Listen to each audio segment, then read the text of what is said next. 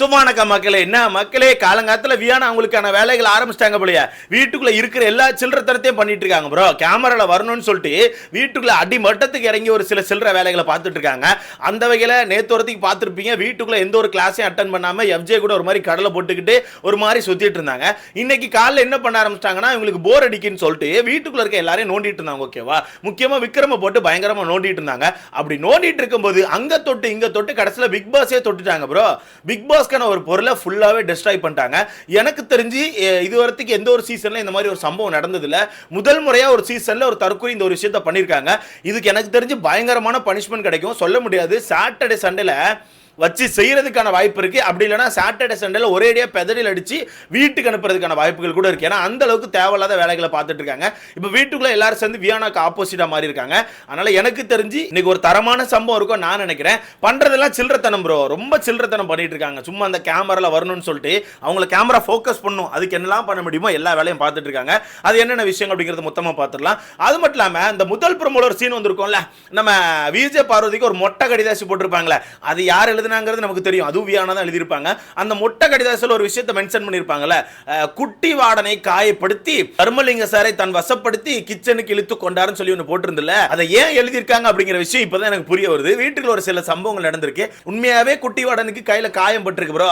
அதனால கரெக்டா விஜய் பாரு தெளிவா ஒரு ஸ்கெட்சை போட்டு வீட்டுக்குள்ள ஒரு சம்பவத்தை பண்ணியிருக்காங்க. என்னென்ன விஷயங்கள் அப்படிங்கிறது மொத்தமா பார்த்துடலாம். பட் விஜய் பாரு உண்மையாவே பாவம் தான் ப்ரோ. எனக்கு நேத்துல இருந்து உங்களை பார்க்கும்போது கொஞ்சம் பாவமா இருக்கு. ஏன்னா இந்த டாஸ்க்ல எப்படியாச்சும் பெஸ்ட் அப்படிங்கறத வாங்கிடணும்னு சொல்லிட்டு போட்டு உழைக்கிறாங்க, ஆடா உழைக்கிறாங்க. ஆக்சுவலா இதுக்கு முன்னாடி நான் விஜய் இப்படி உழைச்சதே கிடையாது. ஓகேவா, எப்போ இந்த ஹோட்டல் டாஸ்க்ல நல்லா பண்ணதுக்காக அவங்களுக்கு பெஸ்ட் பர்ஃபார்மன்ஸ் கிடைச்சிச்சோ அதுல இருந்து எல்லா டாஸ்கையுமே பெஸ்டா பண்ணணும்னு சொல்லிட்டு பயங்கரமா உழைச்சிட்டு இருக்காங்க. உங்க கண்ணுக்கு எப்படி தெரியுதுன்னு சொல்லிட்டு மறக்காம கமெண்ட்ல போட்டுருங்க. ஃபுல்லா பாத்துறலாமா? சோ வீடியோக்குள்ள போறதுக்கு முன்னாடி மறக்காம இந்த வீடியோ லைக் பண்ணி சேனலை சப்ஸ்கிரைப் பண்ணிக்கோங்க. நீங்க போடுற ஒவ்வொரு லைக்கும் தான் நம்ம வீடியோ ஒரு 10 பேருக்கு சஜஸ்ட் பண்ணும். சோ முடிஞ்ச அளவுக்கு லைக் போட்டு சேனலை சப்ஸ்கிரைப் பண்ணிக்கோங்க.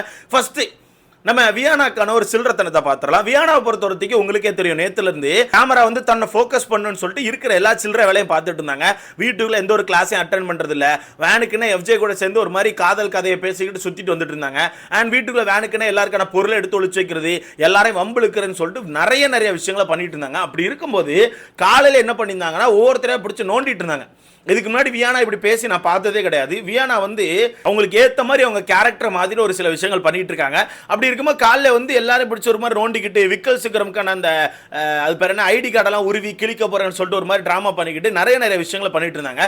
அப்படி பண்ணிட்டு இருக்கும்போது பிக் பாஸ்க்கான லெட்டர் இருக்குல்ல, டாஸ்க் லெட்டர், அந்த டாஸ்க் லெட்டரே எடுத்து கிழிச்சு போட்டாங்க ப்ரோ. என்ன ப்ரோ சொல்ற, டாஸ்க் லெட்டரான்னு கேட்டீங்கன்னா ஆமா ப்ரோ, டாஸ்க் லெட்டர் வீட்டுக்குள்ள வந்திருக்கும்ல, ஏதாச்சும் ஒரு சர்க்குலர் அனுப்பியிருப்பாங்க, இன்னைக்கு இவங்க இது பண்ணோம், இப்போ நீங்க இதை பண்ணணும்னு சொல்லிட்டு ஏதோ ஒன்று அனுப்பியிருப்பாங்களே, அப்படி ஏதோ ஒரு லெட்டர் வீட்டுக்குள்ள இருந்திருக்கு. அந்த லெட்டரை எடுத்து டர்ன்னு கிழிச்சு அப்படியே பூவா போட்டாங்க ப்ரோ. எனக்கு தெரியல. ஆக்சுவலாக இதுக்கு முன்னாடி எந்த ஒரு சீசன் அப்படி நடந்ததே கிடையாது ப்ரோ. யாருமே பிக் பாஸை கை வைக்க மாட்டாங்க. ஏன்னா அது பிக் பாஸ்க்கான ஒரு பொருள், பிக் பாஸ் அனுப்பியிருக்க ஒரு விஷயம், அதை ரிட்டர்ன் கொடுத்து விடணும். அப்படி இருக்கும்போது அதை யாருமே கிழிக்க மாட்டாங்க. ஏன்னா அது வெறும் பேப்பர் கிடையாது. அது அந்த பேப்பர்ல மேல பிக் பாஸ்க்கான லோகோ போட்டு பிக் பாஸ்க்கான ஒரு ப்ராப்பர்ட்டியா தான் வீட்டுக்குள்ள வந்திருக்கும். அப்படி இருக்கும்போது அதை எடுத்து கிழிச்சு போட்டாங்க ப்ரோ. அதை கிழிச்சு போட்டுட்டு அவங்க ஒரு டிராமா வேற போடுறாங்க. அவங்க வந்து பெருசா ஒரு சீன் போட்ட மாதிரியும், இப்ப எல்லா கேமரா அவங்கள ஃபோக்கஸ் பண்ணும், அதனால அவங்க அந்த இடத்துல ஒரு மாசா நிக்கிற மாதிரி ஒரு சீனை போட்டுட்டு இருக்காங்க ப்ரோ. அப்ப அந்த இடத்துல விக்கல் சுக்ரம் செம்மையா டென்ஷன் ஆயிட்டான். ஏன்னா அந்த விக்கல் சுக்ரமை பொறுத்தவரைக்கு வீட்டுக்குள்ள எவ்வளவுதான் அட்டுழியம் பண்ணாலும் பிக் பாஸை பயங்கரமா மதிப்பாரு. நான் கவனிச்சு பிக் பாஸ் ரொம்பவே மதிப்பாரு. பிக் பாஸ் ஏதாவது சின்னதா சொன்னா கூட உடனே நான் பண்றேன் சார் அப்படின்னு சொல்லிட்டு இறங்குவாரு. அப்படி இருக்கும்போது பிக் பாஸ்க்கான ஒரு விஷயத்தை அழிச்சதுனால விக்கல் சுக்ரம் டென்ஷனை கத்திட்டான். என்ன நினைச்சிட்டு இருக்க நீ? உன் கண்டென்ட்டுக்கு பிக் பாஸ் தான் கிடைச்சாரா? மேல இடத்துல இருந்து வந்திருக்க பேப்பரை கிழிக்கிறேன்னு சொல்லிட்டு அந்த மனுஷன் போட்டு கத்திட்டாப்ல, பயங்கரமா கத்திட்டான். இதுலயும் அந்த பொண்ணு ஒரு செகண்ட் கூட தான் பண்ணது தப்புன்னு இது பண்ணாம ஒரு மாதிரி சீனை போட்டு இப்படி நிற்கும். நான் அப்படித்தான் பண்ணுவேன், நான் சும்மா பண்ணேன், எனக்கு தெரியாம பண்ணுவேன் அப்படின்னு சொல்லிட்டு ஒரு மாதிரி சீன் போட்டுட்டு இருக்கு ப்ரோ. இதெல்லாம் யார் ப்ரோ வீட்டுக்கு விட்டா? இந்த தரக்குறியெல்லாம் எவன் வீட்டுக்கு விட்டான்? இப்போ இதை வேற மக்கள் வந்து ப்ரோ கண்டென்ட் பண்றாங்க ப்ரோ வியானா தான் வீட்டுக்குள்ள கண்டென்ட் பண்றாங்க ப்ரோ. வியானா கண்டென்ட் பண்ணல ப்ரோ. வியானா பிக் பாஸை மதிக்காம தற்குறித்தனம் பண்ணிட்டு இருக்காங்க. பிக் பாஸே இவங்க மதிக்கல, புரியுதா இல்லையா? பிக் பாஸ் வந்து தெளிவா சொல்லியிருக்காரு, இது ஒரு ஸ்கூல் டாஸ்கா இருந்தாலும் நீங்க எல்லாருமே 11th 12th ஸ்டூடெண்ட் சொல்லிட்டு. எந்த 11th 12th ஸ்டூடெண்ட் இப்படி சுத்தனா? சொல்லுங்களேன், எந்த 11th 12th ஸ்டூடெண்ட் வந்து இப்படி சுத்திட்டு இருந்தாங்க? வீட்டுக்குள்ள பண்றது எல்லாமே கேமராக்காக ப்ரோ. கேமரா பாத்துறணும், அவங்க அந்த கேமரால வந்துகிட்டே இருக்கணும்னு சொல்லிட்டு இருக்கிற கன்றாவியான விஷயத்தெல்லாம் தொட்டுட்டு இருக்காங்க. நேத்து வரத்துக்கு காதல் கண்டென்ட் ஒரு மாதிரி போட்டு சொரிஞ்சிட்டு இருந்தாங்க. இன்னைக்கு பேசாம பிக் பாஸே சொரிஞ்சிரும்னு சொல்லிட்டு பிக் பாஸே சொரிஞ்சிட்டாங்க. அப்ப வீட்டுக்குள்ள பல பேர் டென்ஷன் ஆயிட்டாங்க, பயங்கர கடுப்பாயிட்டாங்க. இதுலயே ஒரு சில பேர் அவங்களுக்கான புத்தியை காட்டினாங்க. என்ன தெரியுமா? இங்க டென்ஷன் ஆகி விக்கல் சிக்ரமி, அப்புறம் நம்ம சுபிக்ஷா, சபரி, திவ்யா, இந்த 4 பேரும் ரூம்குள்ள போய் நின்று பேசிட்டு இருக்காங்க. இப்படி பேசிட்டு இருக்கும்போது வியானா என்ன சொல்றாங்கன்னா, நான் வந்து ஒட்டி கொடுத்துறேன்னு சொல்றாங்க. எங்க துண்டு துண்டா கிழிச்சு போட்டு அப்புறம் ஒட்டி கொடுப்பீங்களோ? ஒட்டி கொடுக்குற இவங்களுக்கு கம் எங்க இருக்குன்னு பார்த்தா சோத்து பசி எடுத்து வச்சிருக்காங்க. சோத்தை எடுத்து வச்சு அப்படி தேய்ச்சி ஒட்டிட்டு இருக்காங்களா? அது ஒரு பண்றதெல்லாம் கேவலமான வேலை ப்ரோ. அதை நம்ம சொல்றதுக்கு ஒன்றும் இல்லை. எவனா சோத்தை வச்சு பிக் பாஸ் லெட்டர் ஒட்டி பிக் பாஸ் கொடுக்க முடியுமா சொல்லுங்க? பண்றதெல்லாம் பண்ணிட்டு அதில் ஒரு சீன் வேற. அப்போ இந்த 4 பேர் ரூம்குள்ள இருந்து பேசிட்டு இருக்கும்போது இதுக்கு பிக் பாஸ் தண்டனை கொடுப்பாரு, இவங்க பண்ணு தப்புன்னு சொல்லிட்டு பேசிட்டு இருக்காங்க. இதுல திவ்யா அவங்களுக்கான ஒரு புத்தியை காட்டுறாங்க பாருங்க. என்ன சொல்றாங்க தெரியுமா? அங்க அவ்வளவு பெரிய சம்பவம் நடந்திருக்கு, சார்லாம் எங்க போனாரு? எந்த சார் வந்து தட்டி கேட்கல? இதே நான் கத்தும்போது நேற்று நைட்டு கத்துறேன், அப்ப மட்டும் எல்லாரும் சண்டைக்கு வராங்க. இப்ப வியானா ஒன்று பண்ணியிருக்கா, எந்த சாரும் தட்டி கேட்கல, இவங்களுக்கு இதே வேலையா போச்சு, இதை நான் தட்டி கேட்பேன்னு சொல்லிட்டு திவ்யா சொல்றாங்க. திவ்யா என்ன நடந்தாலும் அதுக்குள்ள அவங்களுக்கு நடந்த விஷயத்தை உணர்ந்து போட்டு சண்டையை போடுறதே வேலையை வச்சிருக்காங்க ப்ரோ. இப்போ வீட்டுக்குள்ள யாராவது கேப்டன்சியை பற்றி பேசினா உடனே எந்திரிச்சு கேப்டன்சி பார்த்தீங்கன்னா, நான் கேப்டன்சி பண்ணும்போதே என்னை போட்டு அந்த அடி அடிச்சாங்க, நான் கேப்டன்சியாக இருக்கும்போதே என்னை போட்டு அவ்வளோ திட்டினாங்கன்னு சொல்லிட்டு ஒன்று இப்படி பேசுவாங்க. அதே மாதிரி இப்போ வீட்டுக்குள்ள இவங்க தப்பு பண்ணியிருக்காங்க, யாரும் கேட்கல, ஆனால் நான் பேசினா மட்டும் எல்லாரும் சண்டைக்கு வராங்க. ஏங்க நீங்கள் பண்ணது தப்பு தானுங்க. நீங்கள் மட்டும் நியாயமாக பண்ணீங்க, நேற்று நைட்டு தப்பு தான் பண்ணீங்க, அதனால தான் எல்லாரும் போட்டு கும்முன்னு கும்பினாங்க. இதில் இப்போ வீட்டுக்கு எல்லாரும் சேர்ந்து இவங்களுக்கு பனிஷ்மெண்ட் கொடுக்கணும்னு சொல்லி பேசிட்டு இருக்காங்க. இதில் சபரி கடுமையாக ஒரு மொக்க வாங்கினாரு. என்னன்னா, கூட்டமாக பேசிட்டு இருப்பாங்க, வியானா உள்ள வருவா, வந்தோடனே சபரி வந்தீங்க பாரு வியானா, நீ பண்ண தப்பு வியானான்னு சொல்லிட்டு பேச ஆரம்பிச்சோன்னு வியானா இங்கேருந்து, ஏங்க சும்மா இருக்குங்க, சும்மா அட்வைஸை கொடுக்காதீங்க, உங்கள் அட்வைஸ்லாம் எனக்கு தேவையில்லை, நான் தெரியாமல் பண்ணிட்டேன், உங்கள் அட்வைஸ் எனக்கு தேவையில்லைன்னு சொல்லிட்டு சட்டுன்னு அந்த பொண்ணு சொல்லிச்சு. சபரிக்கு மூஞ்சி செத்துச்சு. சபரி உடனே டென்ஷன் ஆகிட்டு தெரியாமல் பண்ணியா, என் கண்ணு முன்னாடி தான் அந்த லெட்டர் எடுத்துகிட்டு போனேன், சும்மா தெரியாமல் பண்ண, நாடகம் படாத, உனக்கு தெரியும், நீ நல்லா தெரிஞ்சு தான் பண்ண, சும்மா தப்பிக்க பார்க்காதன்னு சொல்லிட்டு சபரி ஒடிந்து கத்தி விட்டான். இந்த பக்கம் விஜேபாரும் செமையாக கத்தி விட்டாங்க. ஏன்னா இது பிக் பாஸ்க்கான ஒரு மேட்ரு, ஓகேவா? இது ரொம்ப தப்பு ப்ரோ. இப்போ வீட்டுக்குள்ளே நீங்கள் மாற்றி எதாவது பண்ணிக்கிறீங்களா, சண்டை போட்டுக்கிறீங்களா, உருண்டுக்கிறீங்களா, கிண்டல் பண்ணிக்கிறீங்களா, அதை வேற. பிக் பாஸை இழுத்து பண்ணக்கூடாது ப்ரோ.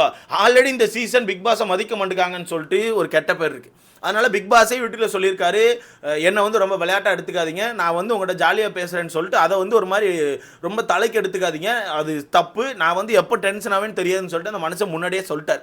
சொன்ன பிறகு கூட தற்குறிகளோட மோசமாக பண்ணிட்டு இருக்காங்க. இப்போ உட்காந்து ஒற்றாகலாம், எப்படி இப்போ உட்காந்து அந்த லெட்டரை ஒற்றாகலாம், கேவலமாக இருக்கு ப்ரோ. தயவுசெய்து சாட்டர்டே சண்டே இதை தூக்கி வெளியே போட்டுருங்க ப்ரோ. முடியல, வீட்டுக்குள்ள பண்ணுற விஷயம்லாம் கன்றாவியாக இருக்குது. ஆல்ரெடி வீட்டுக்குள்ள எஃப்ஜே கூட ஒரு மாதிரிப்பட்ட கண்டென்ட்டை கொடுத்துட்டு இருக்குது, தயவுசெய்து வெளியே போடுங்க. வேறு யாரையா வச்சு கூட நாங்கள் கண்டென்ட் பண்ணிக்கிறோம். இப்போ விஜய் பாரு கூட பரவாயில்ல, ஏதோ எந்திரிச்சு வந்துட்டு இருக்காங்க, அவங்க கூட கண்டென்ட் கொடுக்காங்க, அங்கே கூட நாங்கள் போயிடுறோங்க பேசாமல். ஆனால் இந்த மாதிரி கன்றாவியான கண்டென்ட் எங்களுக்கு வேண்டாம், வெறுப்பாகுது, தூக்கி வெளியே போடுறது ரொம்ப நல்லது. ஸோ வீட்டுக்கு உட்காந்து ஒட்டிட்டு இருக்காங்க. அடுத்தது நம்ம மொட்டை கடிதாசம் வந்துச்சுல நம்ம விஜய் பாருக்கு, அது உண்மையாகவே நம்ம குட்டி வாடனுக்கு அடிபட்டுச்சு ப்ரோ.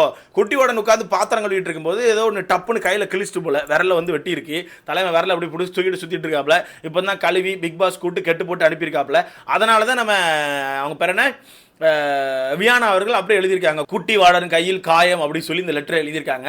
பட் குட்டி வாடனுக்கு கையில் வெட்டி இருக்கு, விஜய் பாருக்கு கையில் வந்து சூடுபட்டிருக்கு. எல்லாருக்குமே பயங்கரமாக அடிப்படுது ப்ரோ. ஏன்னா பாவம் அவங்க மட்டும் தான் இருந்து சமைச்சிட்டு இருக்காங்களா, விஜய் பாருக்கு கையில் இப்போ தான் இந்த லைவ்ல அந்த சூடுபட்டுச்சு, ஒன்று ஏதோ தெரிச்சிட்டு போல. ஸோ நேற்று என்னன்னா என்ன தெரிச்சிச்சு, இன்னைக்கு வேற ஏதோ தெரிச்சிருக்கு. ஸோ அந்த அளவுக்கு பாவம் அந்த பொண்ணு போட்டு படாத பாடு பட்டுட்டு இருக்காங்க. பட் அந்த பொண்ணு ரொம்ப தெளிவாக என்ன பண்ணாங்கன்னா, இப்போ அவங்க பேர் என்ன, எஃப்ஜே இல்லைன்னா பாத்திரம் கழுவ முடியாது, ஏன்னா இவங்க சமைக்கிறாங்க, இவங்க தான் எல்லா விஷயத்தையும் பண்ணிட்டு இருக்காங்க, பாத்திரத்தை சேர்த்து கழுவுனா முதுகு பெண்ட் ஆயிரும், ஓகேவா? அதனால பிரின்சிபால்கிட்ட கேட்டு அமித் அவர்களை கிச்சன் டீமுக்கு இப்போ எடுத்திருக்காங்க சமைக்கிறதுக்கு மட்டும். அதனால தான் அதை வச்சு தான் இந்த லெட்டர் எழுதியிருப்பாங்க போல. பட் அமித்துக்குமே சமைக்கணும்னு ஒரு இன்ட்ரெஸ்ட் வந்திருக்கு, ஏன்னா அவர் பாவம் சும்மா சுற்றிட்டு இருக்காருல, அந்த மனுஷனும் பேசாமல் சமைப்போன்னு சொல்லிட்டு அங்கேயே நின்றுட்டு இருந்தாப்புல, சொல்லி கொடுத்துட்டு இருந்தார் எப்படி சமைக்கணும்னு சொல்லிட்டு. இப்போ கடைசியில் கிச்சன் டீம் ஹெல்ப் பண்ணி போயிட்டாப்புல. பட் பாத்திரங்கள் வரைக்கும் தான் போனார், ஆனால் சமைச்சிட்டு இருக்காரு, என்ன கதைன்னு தெரில. ஸோ வெயிட் பண்ணி பார்க்கலாம். ஸோ இதை பற்றி உங்களுக்கான கருத்து என்ன, வியானாக்கான அந்த தற்குறித்தனத்தை நீங்கள் எப்படி பார்க்குறீங்க, ஸோ உங்களுக்கான கருத்துன்னு சொல்லிட்டு மறக்காம கமெண்ட்ல போடுங்க. என்ன கேட்டால் இது வந்து ஒரு எல்லை மீறி போயிட்டு இருக்கு, ரொம்ப சில்லறத்தனம் நான் சொல்லுவேன். ஆக்சுவலாக தற்குறித்தனத்தோட ரொம்ப சில்லறத்தனம். அதாவது ஒரு விஷயம் நமக்கு கிடைக்கணும், நம்ம கேமராவில் வரணும்னு சொல்லிட்டு என்ன வேணால் பண்ணுவேன்னு சொல்லி பண்ணிட்டு இருக்காங்க, ரொம்ப மட்டமாக போயிட்டு இருக்கு. ஸோ இதை பற்றி உங்களுக்கான கருத்தை மறக்காம கமெண்ட் போடுங்க. அடுத்த பார்க்கலாம்.